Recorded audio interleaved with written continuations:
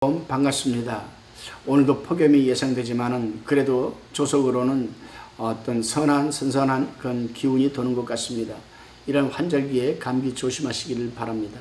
오늘은 이사야서 39장 1절로 8절의 말씀을 가지고 바벨론의 사절단이라는 주제로 말씀을 묵상한 것을 나눠봅니다. 39장의 내용은 열왕기하 20장 12절 이하에 기록되어 있습니다. 당시 아수르는 바벨론을 포함하여 천하를 정복하고 지배하는 중에 유다와 친하게 지내려고 히스기야 왕의 문병 축하 사신을 여러분 파견하였습니다. 본문 1절로 2절에 보게 되면은 발라다는 실상 왕위에 오르지 않고 바벨론 사람을 다스렸으며 그의 아들 무로닥 발라다는 바벨론에서 제1대 왕으로 올라서 12년을 통치하고 아수르를 정복하기 시작했습니다. 그가 히스기야에게 사자를 통하여 편지와 예물을 보낸 것은 히스기야가 병이 나은 사실을 알고 다른 뜻이 있어서 사신을 보내었던 것입니다. 그는 자기 나라의 영토를 확장하여 아수르를 정복해보려는 포부가 있었죠. 당시 아수르의 앞자에 있던 이스라엘을 포함한 여러 작은 나라들이 연합하여서 반아수르 영맹을 여러분 결성하는데 바벨론이 그 맹주격이었습니다. 그래서 히스기야의 병 나음의 소식을 듣고 축하를 핑계로 하여 사신을 보내었던 겁니다. 그런데 히스기야는 하나님께 말 한마디 물어봄도 없이 외국 사신에게 국가의 기밀을 누설하였습니다. 히스기야는 마땅히 하나님을 높여서 증거했어야 함에도 불구하고 오히려 나라의 보물을 자랑하였으며 심지어는 무기호까지 보였으니 교만과 어리석음이 합쳐서 나라의 비운을 초래하게 여러분 되었던 것입니다. 그런데 히스기야는 하나님께 한마디 물어봄도 없이 이 외국 사신들의 기밀을 누설하였다. 왜 그랬을까? 저는 참 여러분 이 부분에 대해서 이해가 되지 않았습니다. 병고침을 받은 지가 얼마나 됐다라고 철저하게 하나님에게 묻고 하나님에게 질의하고 기도했다라면은 그러한 비운을 초래하지는 않았을 것입니다. 그렇습니다. 히스기야가 하나님의 은혜로 병고침을 받고 회복이 되었으면 더욱 겸손히 하나님만을 의지하고 크고 작던 하나님께 기도로서 물어보고 사정이 여의치 않으면 이사야 선지자에게 무로닥 발라단의 사신 방문에 대하여 여쭈어 보았어야 되는 것 아니겠습니까?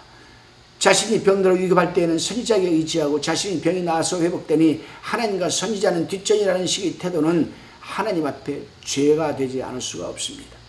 오늘날도 마찬가지 아니겠습니까? 자신이 위급할 때는 하나님 앞에 나와 울고 불고 하면서 매달리다가 문제가 해결되고 나면 또다시 신앙생활이 아니라고 하나님보다는 세상 일에 더 매진하며 살아가는 모습을 우리는 종종 보게 됩니다. 그러한 자들에게는 더 큰 문제를 초래할 수 있다는 점을 우리는 깨달아야만 합니다. 다시금 3절로 7절까지의 말씀을 살펴봅니다. 히스기야는 결국 이사야 선지자로부터 책망을 받게 됩니다. 히스기야는 마땅히 이 중대한 문제를 하나님께 문의했어야 할 것인데 기도하지도 않고 경건망동을 하였던 것입니다.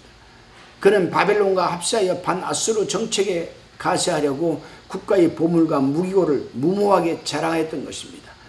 그리고는 이사야의 추궁하는 질문에 순순히 사실대로 대답을 하였습니다.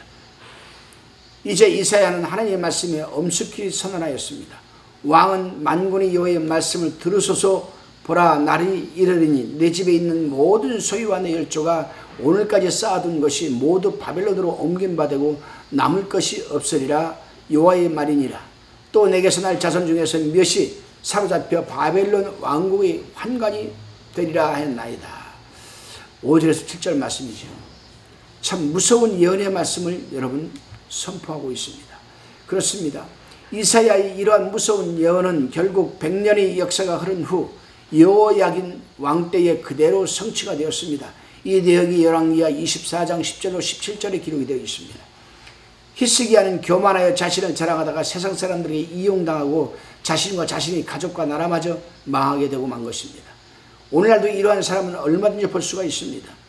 우리는 히스기야의 그런 모습을 잊지 말고 하나님으로부터 은혜가 임하면 사단이 틈타지 못하도록 더욱 겸손한 마음과 자세로 하나님을 섬기며 의지해야만 됩니다. 본문 8절 말씀입니다. 히스기야가 이사야에게 이르되 당신의 이른바 여호와의 말씀이 좋소이다. 또 가로되 나의 생전에는 평안과 견고함이 있으리로다 하니라. 히스기야는 이사야 선지자의 경고와 무서운 예언의 말씀 앞에서 겸손하게 순종을 하였습니다. 그러면서 그런 말하기를 나의 생전에는 평안과 견고함이 있으리로다 라고 말을 합니다. 이것은 이기주의적인 말이 아니라 자기에 대한 하나님의 관용에 대해 황송해하는 감사의 태도에서 나온 말이라 할 수가 있습니다. 결국 히스기야 시대에는 이사야 선지자의 예언의 말씀이 임하지 않고 100년 뒤 여호야긴 시대에 임하고 말았습니다. 이렇게 하나님의 말씀에는 언제나 여러분 예언과 성취의 능력이 있음을 우리는 명심해야 되겠습니다. 기도합니다. 주님, 하나님 예언의 말씀은 예언 그 자체도 권위가 있거니와 역사가 흐른 다음 그 예언대로 성취됨으로 인하여 더욱 큰 권능이 나타남을 보게 됩니다. 그러므로 오늘날도 우리가 하나님의 말씀을 듣게 될 때에 한 귀로 듣고 흘리지 말게 하여 주시고 하나님의 말씀이 오늘 나에게 임하는구나 라는 감동과 회개와 결단의 말씀으로 듣게 하옵소서.